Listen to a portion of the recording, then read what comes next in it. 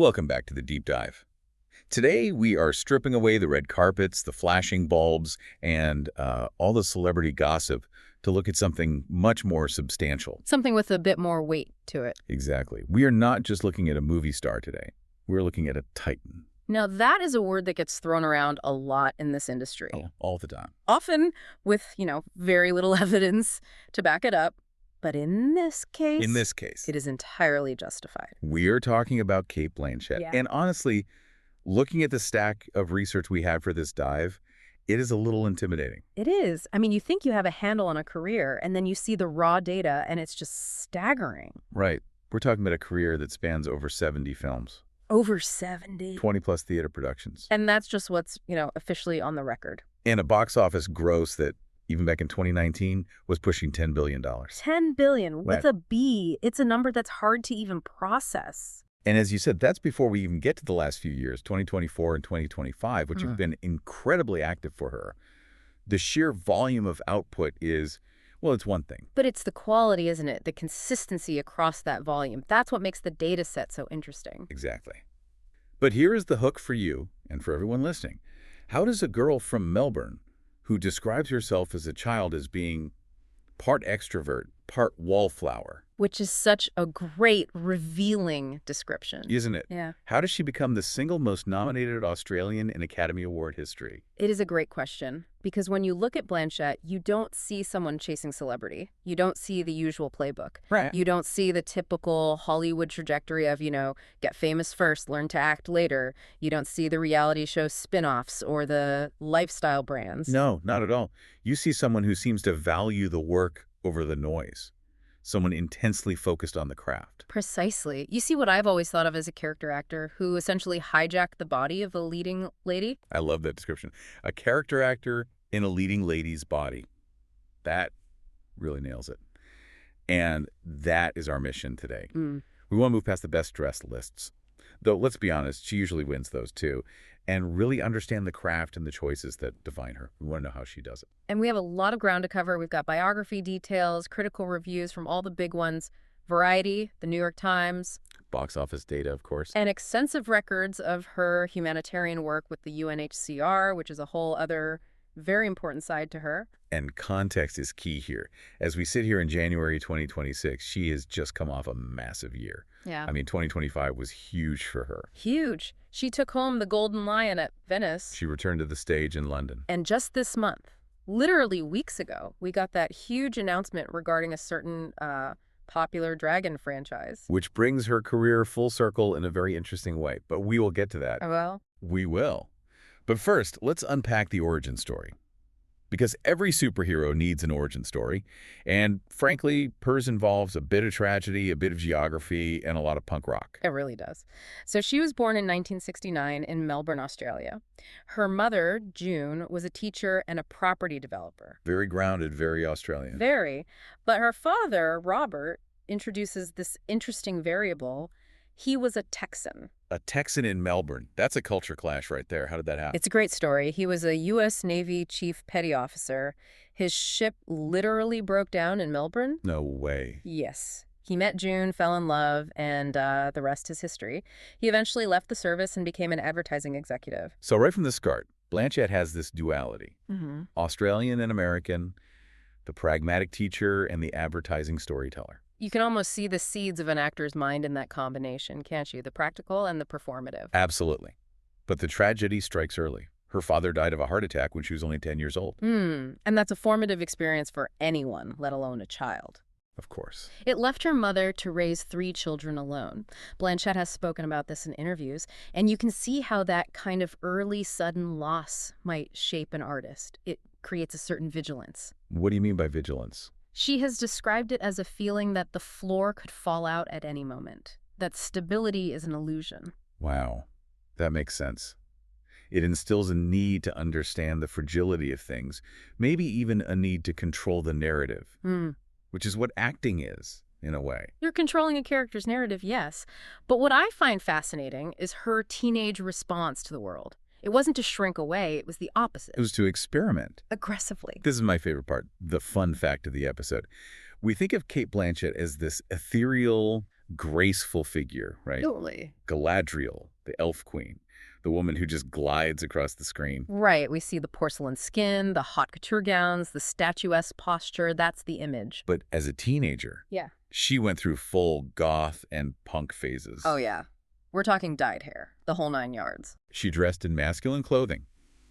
At one point, she shaved her head. Which speaks to that part wallflower, part extrovert quote we started with. She was playing with identity, with presentation. It's not about trying to be pretty. No, she wasn't trying to be the pretty ingenue or the popular girl next door. She was trying on different skins. It's almost as if she was rejecting the male gaze before she even entered the industry. She was exploring the boundaries of who she could be. It feels like early character work, in a way. It absolutely does. And speaking of trying on different skins, we have to talk about the aha moment. The moment she technically started her film career. It wasn't in a prestigious drama school, and it wasn't on a soap opera like Neighbours or Home and Away. Which is the standard Australian actor boot camp, right? It is. That's the path for so many of them. But not for her, no. It was much, much stranger than that. It was in Egypt. Set the scene for us. How does Cate Blanchett end up in an Egyptian movie? So she's traveling, she's in Egypt, she's in her early 20s, and she's broke. The classic backpacker struggle. We've all been there. She needs money to keep traveling or to get home, so she takes a job. An extra. In an Egyptian boxing movie called Kaboria, which came out in 1990. A boxing movie, okay. And the role wasn't exactly, Chekhov. It wasn't Shakespearean, I'm guessing? No, she played an American cheerleader. An American cheerleader in an Egyptian boxing movie. Cheering on one of the boxers. She said she did it because they offered her 5 Egyptian pounds and a free falafel. It is just delightful, isn't it? The woman who would become Queen Elizabeth I and Katharine Hepburn started out cheering in the background of a film because she needed the cash for a falafel and a hostel room. It just shows you that there is no single path to greatness. It's not always this perfectly planned out ascent. But she does come back to Australia, and she gets serious. She enrolls at NIDA, the National Institute of Dramatic Art, graduating in 1992. And this is where we see that she wasn't just lucky. She was undeniably prodigiously talented right out of the gate. Usually, actors struggle for years after drama school. Yeah. Waiting tables, doing commercials, maybe getting a line or two in a TV show. That's the grind. That's what you expect. Not Blanchett. The recognition was immediate. In 1993, she did something that hadn't been done before in the Australian theater scene. What was that? She won the Sydney Theatre Critics' Best Newcomer Award for a play called Kafka Dances.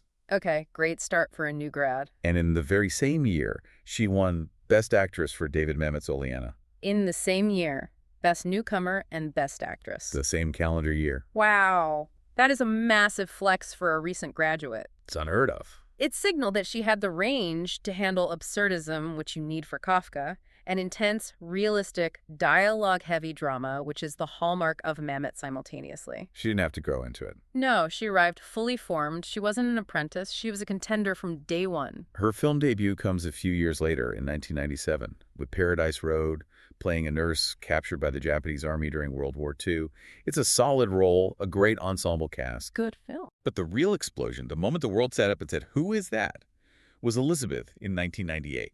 This is a pivotal moment in film history, really, directed by Shekhar Kapoor. And you have to remember, portraying Queen Elizabeth I is a heavy mantle. It isn't just a role, it's an institution. It's been done by legends, Bette Davis, Glenda Jackson. You're stepping into very big shoes. And here comes this relatively unknown Australian. The pressure must have been immense. Immense. And the reviews reflected the shock of her talent.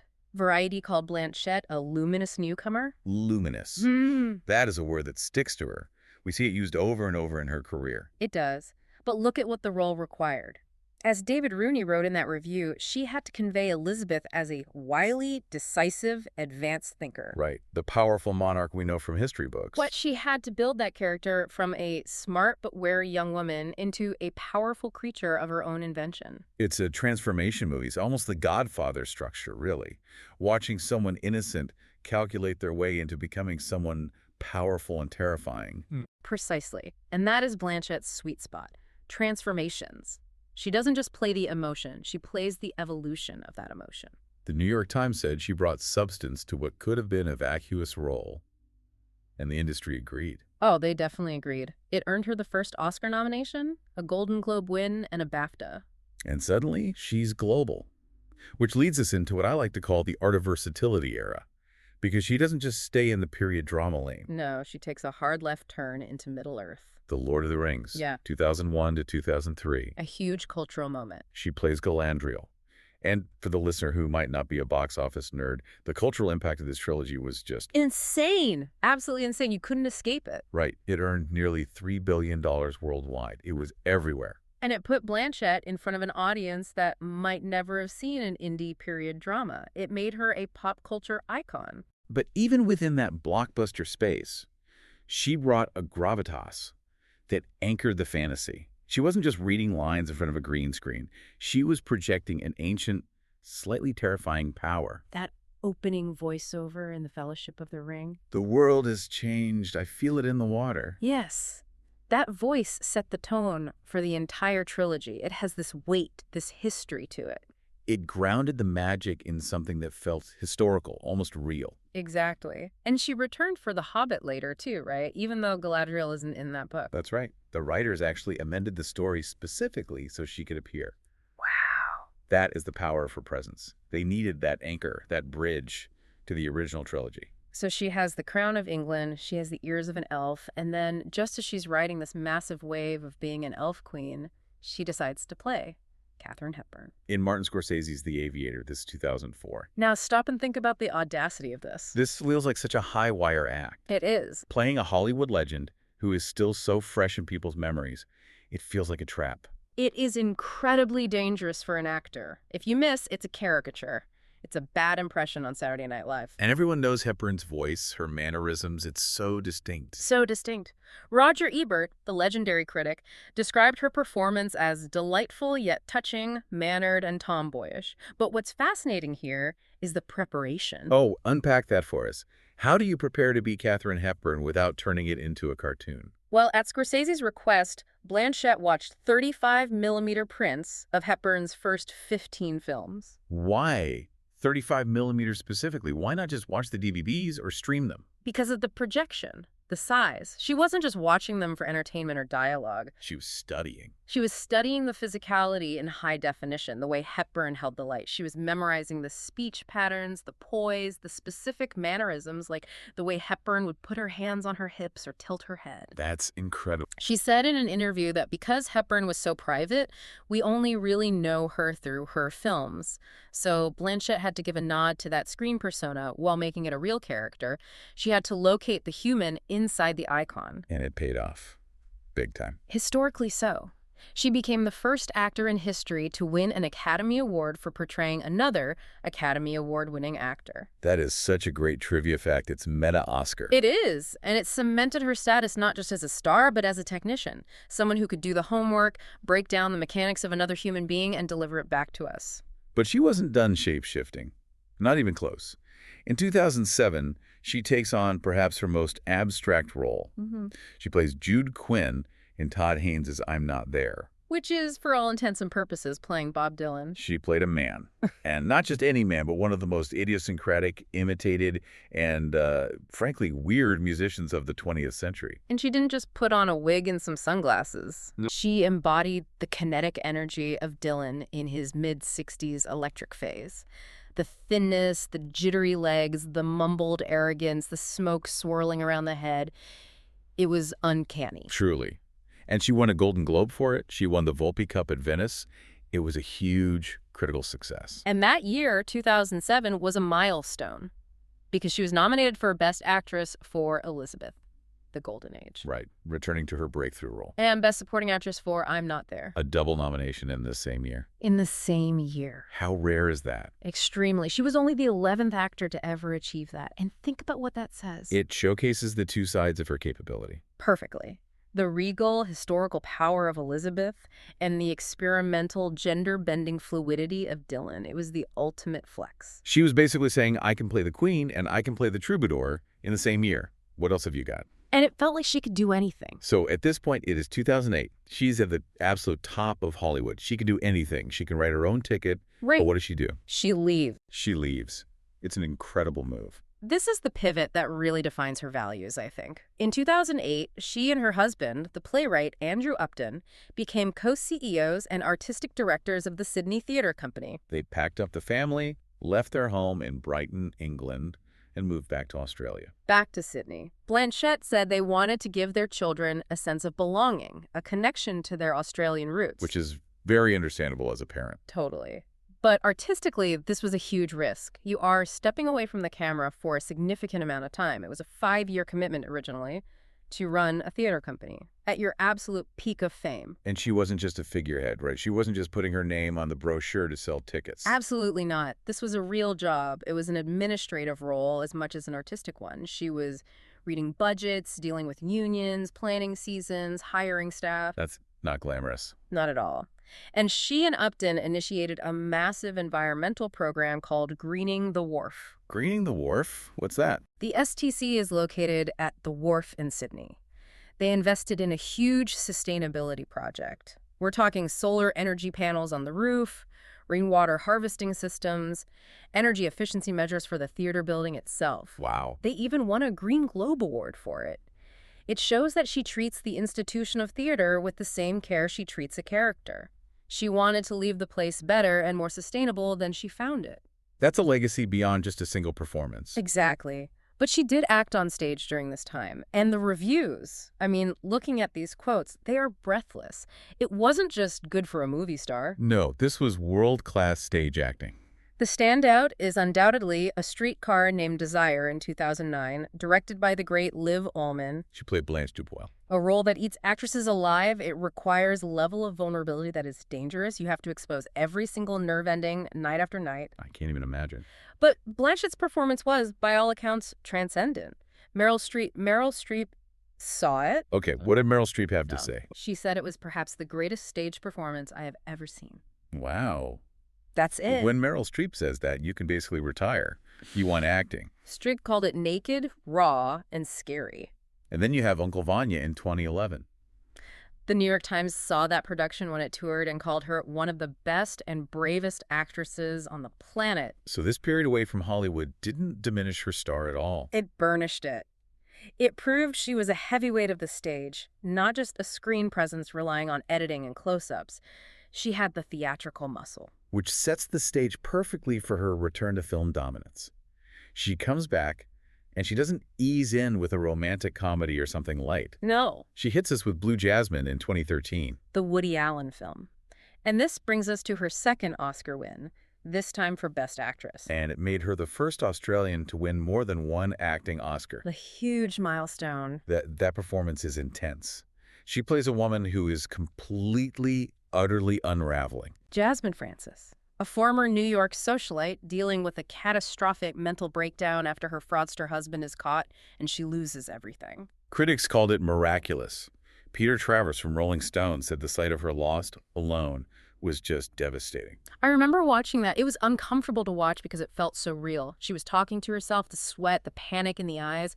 It was physical comedy mixed with absolute gut-wrenching tragedy. You're cringing and laughing and then feeling terrible about it. That is the Blanchett magic again. She finds the humanity in characters that could easily be unlikable. Jasmine is a snob, she's delusional, she's unkind. But you feel for her. But Blanchett makes you feel the tragedy of her situation. You pity her even as you dislike her. It's a masterful balancing act, and she kept that momentum going. In 2015, we get Carol. Carol, playing opposite Rooney Mara, directed by Todd Haynes again. And IndieWire ranked this as the second best movie performance of the entire decade. The entire decade. Of the 2010s, they described it as a symphony of repressive silence.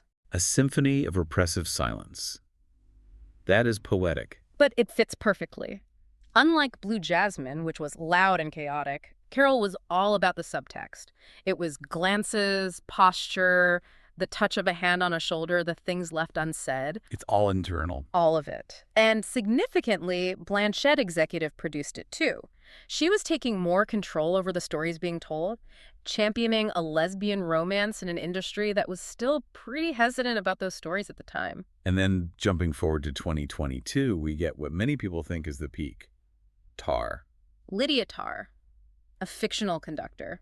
This film blurred reality for a lot of people. Some audiences actually thought Lydia Tár was a real person I can believe that. because Blanchett's performance was so granular, so lived in. She learned to conduct for real, didn't she? She did. She learned piano, she learned German, and she learned how to conduct an orchestra. And not just waving the baton, she understood the mechanics of controlling sound and time. She studied with professionals to get the power dynamics right. That's the homework again. Always the homework. And it resulted in a 6-minute standing ovation at Venice. This menace? And her 8th Oscar nomination. She swept the major critics awards, New York, Los Angeles, National Society of Film Critics. She'd done that once before with Blue Jasmine. To do it twice is just extraordinary. The Hollywood Reporter called it a career peak, Yeah. noting how she portrayed a character ever so slowly splintering under pressure. It's interesting that both Blue Jasmine and Tár deal with powerful women splintering or unraveling, but in completely different ways. That's a great point. How would you compare them? Well, one is a social unraveling, a complete loss of status and identity tied to wealth. The other is a professional and psychological unraveling, a loss of control from someone who is defined by their absolute control. But both require that intense, terrifying vulnerability. Okay, let's bring it to the present day. We are in January 2026. The last couple of years have been a roller coaster for her, proving that even legends take risks that don't always land. You are referring to 2024. I am. We have to be honest. We have to talk about Borderlands. Yes. The video game adaptation, she reunited with Eli Roth, who she worked with on The House with a Clock in Its Walls. And it did not go well. It was a critical and box office bomb. There is no sugarcoating that. No. The reviews were harsh, and the fans of the game were not impressed. But why do it? Why does Cate Blanchett, the woman who plays queens and conductors, do a shoot-'em-up video game movie? That's the question, isn't it? I think it speaks to her lack of pretension. She has said before that she likes chaos. She has 4 children. She likes to have fun.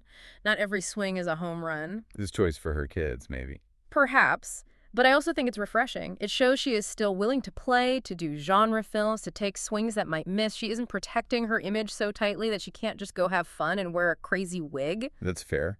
And she also had disclaimer on Apple TV Plus that same year, the Alfonso Cuarón thriller, which got a much warmer, mostly positive reception, so it wasn't a total washout. Exactly. A balanced portfolio, if you will. Yeah. And then 2025 last year was a massive return to form. Such a huge year. She went back to the stage in London for The Seagull, reimagining Chekhov again. And the film Father, Mother, Sister, Brother. The Jim Jarmusch anthology. That won the Golden Lion at the Venice Film Festival in 2025, so think about that whiplash. It's incredible. Within 12 months, she goes from a box office flop in a video game movie to winning one of the most prestigious awards in global cinema.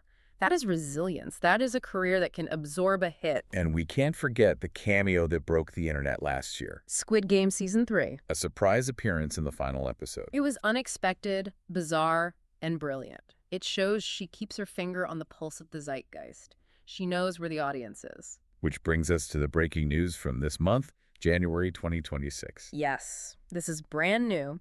It has just been announced that she will reprise her role as Valka in the live-action remake of How to Train Your Dragon 2. She voiced the character in the animated version back in 2014, her son's character. Valka, Hiccup's mother, yes. And now she brings her to life physically. It is a nice nod to her willingness to engage with family entertainment, blockbuster franchises, and high art all at once. She has to draw a line between them. No, she respects the audience of a cartoon just as much as the audience at Venice. It really is an incredible range. But I want to shift gears for a moment. We talked about her mission being about craft and choices. A huge part of her choices involves what she does off-screen. Her activism. And this isn't just a celebrity lending their name to a gala once a year to get a tax write-off. No, this is serious commitment. Blanchett does the work. She has been a UNHCR Goodwill Ambassador since 2016. And that involves field missions. This isn't glamour. She's been to Jordan, Lebanon, Bangladesh. She is meeting with refugees, hearing their stories firsthand, sitting in the tents. She is witnessing the trauma up close. There was a quote from her address to the UN Security Council in 2018 regarding the Rohingya crisis that really hit me. She said, "I am a mother, and I saw my children in the eyes of every single refugee child I met." It's powerful. It connects her personal identity as a mother to her global identity as an advocate. And she translated that advocacy into art. She co-created the TV series Stateless in 2020. Which was inspired by that work. Yes, it focused on immigration detention in Australia. She said the goal was to build empathy. She understands that storytelling is a tool for humanization. She used her platform to shine a light on a system that is often invisible. She is also deeply committed to environmentalism. We mentioned greening the wharf, but it goes back further. She's been supporting Al Gore's climate project since 2006. A long-term commitment. And she puts her fashion where her mouth is. As jury president at Venice in 2020, she vowed to only wear outfits she had previously worn. In an industry obsessed with the new, where wearing the same dress twice is considered a faux pas, that is a real statement. It highlights sustainability. It was a very visible way to practice what she preaches. She even launched a podcast called Climate of Change in 2022. But we should be balanced here. Her environmental stances haven't been without local controversy. Right, the noisy neighbor situation in Cornwall. In 2023 and 2024, there was a dispute in Cornwall, England, regarding the construction of her eco home. Neighbors complained about the noise and the disruption caused by the trucks and the building work. It's a bit of an irony, isn't it? Building an eco-home causing noise pollution. It is. It is a reminder that big ideals sometimes have messy, practical realities on the ground. Even eco-friendly construction involves heavy machinery. But it humanizes her, I think. She isn't a perfect saint. She is a person trying to build a life. And sometimes that annoys the neighbors. It adds a layer of reality to the celebrity image. That connects to her stance on the industry itself. She has very strong opinions about the reality of being a woman in Hollywood. She dislikes the term actress. Strongly. She prefers actor. Why is that? She sees actress as diminutive, a separate lesser category. Actor is the craft. It's gender neutral. It places her on the same footing as the men. She wants to be judged for the work, not the gender. And she's been outspoken about the use by date. Yes. She compares the modern gritty aesthetic to the golden age. She pointed out that in the past, women like Bette Davis or Joan Crawford could work well into their 50s as leading ladies because they were lit and made into a goddess. The studio system protected their image. Exactly. Now, she says, women feel a pressure regarding their age because the camera is less forgiving, less stylized. Everything is 4K, high definition, no filters. Every pore is visible. Yet she seems to be defying that use by date entirely. She's doing her best work now. She is redefining it. She is over 50, and she is winning Golden Lions and getting Oscar nominations for these incredibly complex roles. She is proving that the audience craves complexity, not just youth. She's proving that a woman's face becomes more interesting as it ages, not less. So, as we wrap this up, let's try to synthesize all of this. What is the Blanchett magic? We've talked about the punk rock teenager, the elf queen, the conductor, the refugee advocate. How do we sum her up? I think Will Leitch and Tim Grusin put it best in a piece for Vulture. They said her greatest skill is the ability to combine relatability and elusiveness. Relatability and elusiveness. Those seem contradictory. They are, but that's the trick. That's the magic. They said she is always completely present and yet just out of grasp. Say more about that. When you watch her, you feel you know the character intimately. You know Jasmine's pain or Elizabeth's fear or Lydia Tár's arrogance. But Blanchett herself remains a mystery. And that allows her to disappear. From playing queens and elves to Bob Dylan, conductors and refugees, she disappears so we can see the person she is portraying. Exactly. If we knew too much about her, if we knew her favorite breakfast cereal and her gym routine, the illusion would break. We'd see Cate Blanchett playing a part. Instead, we just see the part. I want to leave the listener with a thought then. We live in a world of constant oversharing. Social media, reality TV, everything is out there. Blanchett has said social media is not the judge and jury. She remains intensely private. She does. You don't see her posting selfies or engaging in Twitter spats. She's just not there. So here's the question. Is her ability to remain an enigma personally exactly what allows her to be everyone else professionally? If we knew what she ate for breakfast every day, would we believe her as Galadriel? I don't think we would. The mystery is part of the toolkit. It creates a blank canvas for every role. By holding back a piece of herself from the public, she gives us everything in the performance. Something to mull over. In an age of transparency, maybe the secret to greatness is a little bit of mystery. I think you might be right. Thank you for joining us on this deep dive into the many faces of Cate Blanchett. We will catch you on the next one. Goodbye.